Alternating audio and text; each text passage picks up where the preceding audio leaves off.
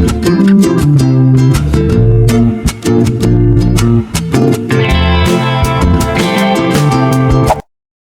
दोस्तों, आप लोगों का बहुत बहुत स्वागत है हमारे YouTube channel advance Excel expert में। दोस्तों आज की इस वीडियो में हम सीखने वाले हैं काउंट इफ्स फॉर्मूला। इससे पहले दोस्तों हमने काउंट इफ फॉर्मूला को सीखा था। अगर आपने उस वीडियो को नहीं देखा है तो उसका लिंक डिस्क्रिप्शन बॉक्स में दिया गया है, आप वहां से जाकर देख सकते हैं ताकि आप इस फॉर्मूला को और भी अच्छी तरीके से समझ सकें। दोस्तों काउंट इफ्स फॉर्मूला हमारा काफी सिंपल और एक ईजी फॉर्मूला है और ये हमसे इंटरव्यू में भी बहुत बार पूछा जाता है। तो टाइम वेस्ट न करते हुए चलिए वीडियो को स्टार्ट करते हैं। तो दोस्तों जैसे कि आपको यहाँ पर नजर आ रहा होगा कि हमारे स्क्रीन पर एक डेटा बना हुआ है। पहले हम इस डेटा को अच्छी तरीके से समझ लेते हैं। तो यहाँ पर इस डेटा में हमें सबसे पहले एक सीरियल नंबर का कॉलम दिया गया है। देन आगे हमें सेकंड नंबर पर एम्प्लॉइज के नेम दिए गए हैं जो हमारी कंपनी में वर्क करते हैं। देन थर्ड नंबर पर हमें एक जेंडर का कॉलम दिया गया है और फोर्थ नंबर पर हमारा एक डिपार्टमेंट का कॉलम है, यानी ये एम्प्लॉइज इस डिपार्टमेंट में वर्क करते हैं। फिफ्थ नंबर पर हमारा स्टेट का कॉलम दिया गया है, यानी ये एम्प्लॉइज इन स्टेट में भी वर्क कर रहे हैं। देन एंड में हमारा सिक्स्थ कॉलम है सैलरी का। तो आप समझ गए होंगे अच्छी तरीके से कि हमारा डेटा किस तरीके से बना हुआ है।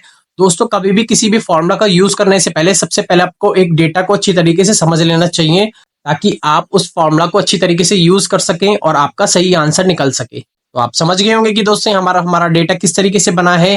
तो दोस्तों काउंट इफ्स हमारा बेसिकली एक कंडीशन के साथ डेटा को काउंट करने का काम करता है। जैसे यहाँ पर हमने कुछ साइड में एग्जांपल लिए हैं, जिसमें हमारा फर्स्ट एग्जांपल ये है। यहाँ पर हमें एक जेंडर का कॉलम दिया गया है मेल और डिपार्टमेंट हमें दिया गया है यहाँ पर एचआर और हमें इसे काउंट करना है। इस क्वेश्चन का मतलब ये है कि यहाँ पर हमें काउंट कर बताना है कि हमारी कंपनी में ऐसे कितने मेल हैं जो एचआर डिपार्टमेंट में वर्क कर रहे हैं, उन्हें हमें काउंट कर बताना है। तो इसके लिए हम कीबोर्ड से प्रेस करेंगे इक्वल और फिर हम काउंट इफ्स फंक्शन का यूज करेंगे। अभी हमसे पूछ रहा है क्राइटेरिया रेंज 1, तो क्राइटेरिया रेंज 1 में हम इस जेंडर वाले कॉलम को सिलेक्ट कर लेंगे कॉमा। अभी हमसे पूछ रहा है क्राइटेरिया 1, तो क्राइटेरिया 1 हमारा ये मेल हो जाएगा, हम इसे सिलेक्ट कर लेंगे मेल वाले सेल को। तो यहाँ पर दोस्तों हमारी एक कंडीशन हो गई है पहली कि हमें मेल को काउंट करना है। अब हम यहाँ पर कॉमा लगाएंगे। अभी हमसे पूछ रहा है क्राइटेरिया रेंज 2, तो क्राइटेरिया रेंज 2 में हम इस डिपार्टमेंट वाले कॉलम को सिलेक्ट कर लेंगे। Then comma. अभी हमसे पूछ रहा है क्राइटेरिया 2, तो क्राइटेरिया 2 में हम इस एचआर वाले डिपार्टमेंट को सिलेक्ट कर लेंगे। देन ब्रैकेट ऑफ कर देंगे। तो आप समझ गए होंगे कि यहाँ पर दोस्तों हमारी दो कंडीशन हो गई हैं। पहली कंडीशन ये है कि वो मेल होना चाहिए, दूसरी कंडीशन ये है हमारी कि वो एचआर डिपार्टमेंट का मेल होना चाहिए, हमें उसे काउंट करना है। तो यहाँ पर हमारी दो कंडीशन है।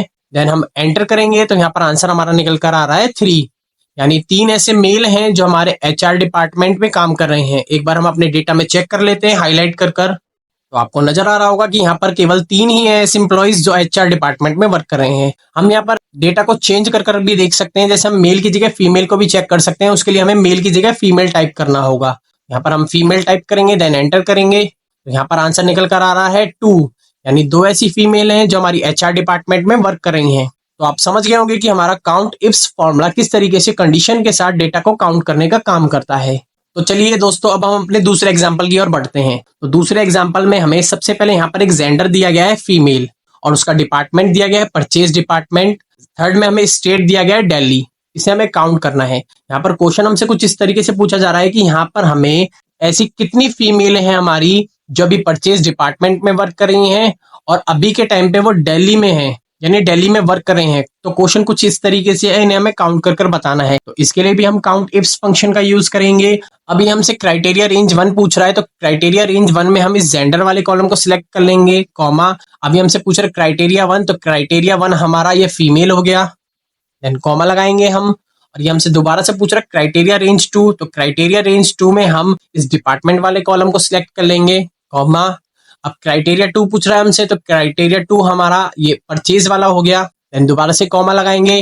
अब क्राइटेरिया 3 पूछ रहा है, तो क्राइटेरिया 3 में हमारा अब की बार ये स्टेट वाला हो जाएगा कॉलम, हम इसे सिलेक्ट कर लेंगे, देन कॉमा लगाएंगे। क्राइटेरिया 3, तो क्राइटेरिया 3 हमारा ये दिल्ली वाला सेल हो जाएगा, हम इसे सिलेक्ट कर लेंगे, देन ब्रैकेट ऑफ कर देंगे। तो यहाँ पर दोस्तों हमारी 3 कंडीशन हो गई हैं। पहली कंडीशन ये है कि फीमेल होनी चाहिए, देन सेकंड कंडीशन ये है कि परचेज डिपार्टमेंट से होनी चाहिए, थर्ड कंडीशन ये है कि वो दिल्ली में वर्क कर रही हो। तो 3 कंडीशन के साथ हमें डेटा को काउंट करना है। देन हम एंटर करेंगे तो यहाँ पर आंसर निकल कर आ रहा है 3, यानी 3 ऐसी फीमेल हैं जो अभी के टाइम पे दिल्ली में वर्क कर रही हैं, साथ ही वह अभी परचेज डिपार्टमेंट में है। तो आप समझ गए होंगे कि हमारा काउंट इफ्स फॉर्मूला किस तरीके से कंडीशन के साथ वर्क करता है और डेटा को काउंट करने का काम करता है।